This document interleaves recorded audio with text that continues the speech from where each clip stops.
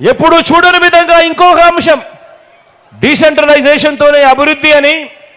13 జిల్లాలను 26 జిల్లాలు అయ్యాయి అనంటే మీ జగన్ కొత్తగా ఈరోజు రాష్ట్రంలో 4 సీపోర్ట్లు వస్తున్నాయంటే మీ జగన్ అందులో ఒకటి మచిలీపట్నంలో సీపోర్టు వేగంగా అడుగులు పడతా ఉన్నాయంటే మీ జగన్ రాష్ట్రంలో కొత్తగా 10 ఫిషింగ్ హార్బర్లు వస్తా ఉన్నాయంటే మీ జగన్ 10 ఫిష్ ల్యాండింగ్ సెంటర్లు అంటే మీ జగన్ ఎయిర్పోర్ట్లో విస్తరణ అంటే మీ జగన్ కొత్తగా భోగాపురం ఇంటర్నేషనల్ ఎయిర్పోర్టు వాయువేగంతో పనులు జరుగుతూ ఉన్నాయంటే మీ జగన్ 3 ఇండస్ట్రియల్ కారిడార్లు 10 ఇండస్ట్రియల్ నోడ్స్ వేగంగా వస్తున్నాయంటే మీ జగన్ ప్రణాళికాబద్ధంగా ఇరిగేషన్ ప్రాజెక్టులన్నీ కూడా పూర్తి అవుతున్నాయంటే కూడా మీ జగన్ మొట్టమొదటిసారిగా ఎంఎస్ఎంఈలకు తోడుగా ఉంటూ వారిని చెయ్యి పట్టుకొని నడిపిస్తూ ప్రోత్సాహమిస్తూ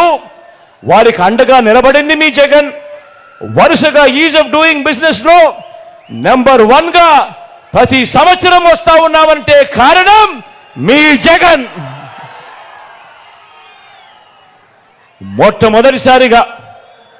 చూడమని చెప్తా ఉన్నా ఆలోచన చేయమని అడుగుతా ఉన్నా మొట్టమొదటిసారిగా రాష్ట్రంలో ఎప్పుడూ చూడని విధంగా ఇంతకు ముందు ఎప్పుడైనా కూడా గమనించారా మేనిఫెస్టో అంటే రంగురంగుల కాగితాలు ఇచ్చేవాళ్ళు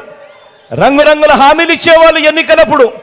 టీవీలలో ఊదరగొట్టి అడ్వర్టైజ్మెంట్లు కనిపించేటివి ఎన్నికలు అయిపోయిన తర్వాత మేనిఫెస్టో చెత్తబుట్టలేకపోయేది పేదలందరూ కూడా మోసపోయి అన్యాయపు పాలవుతా ఉన్న చరిత్రను ఒక్కసారి తిరగరాస్తూ మీ బిడ్డ అధికారంలోకి వచ్చిన తర్వాత ఈ 58 నెలల్లో మొట్టమొదటిసారిగా మేనిఫెస్టో అంటే ఒక భగవద్గీతగా మేనిఫెస్టో అంటే ఒక బైబిల్గా మేనిఫెస్టో అంటే ఒక ఖురాన్గా దానికి నిర్వచనం ఇస్తూ ఏకంగా 99% మేనిఫెస్టోలో చెప్పిన హామీలను నెరవేర్చి ఈరోజు ప్రతి ఇంటికి మంచి చేసి మీ ఇంట్లో మీకు మీ బిడ్డ వల్ల మంచి జరుగుంటే మీ బిడ్డకు మీరే సైనికులుగా కథలు రండి అని చెప్పి మొట్టమొదటిసారిగా ఒక ముఖ్యమంత్రిగా ఉన్న మీ బిడ్డ కళ్ళల్లో కళ్ళు పెట్టి చూసి నిజాయితీగా చెప్పగలుగుతా ఉన్నాడు ఈరోజు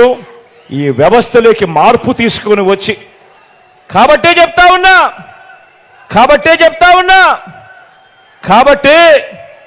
మన జెండా తలెత్తుకొని ఎగురుతా ఉంది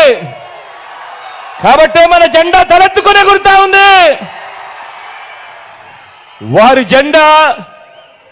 జెండా మరో 4 జెండాలతో జతకట్టి కూడా ఎగరలేక కింద పడతా ఉంది వాళ్ళ జెండా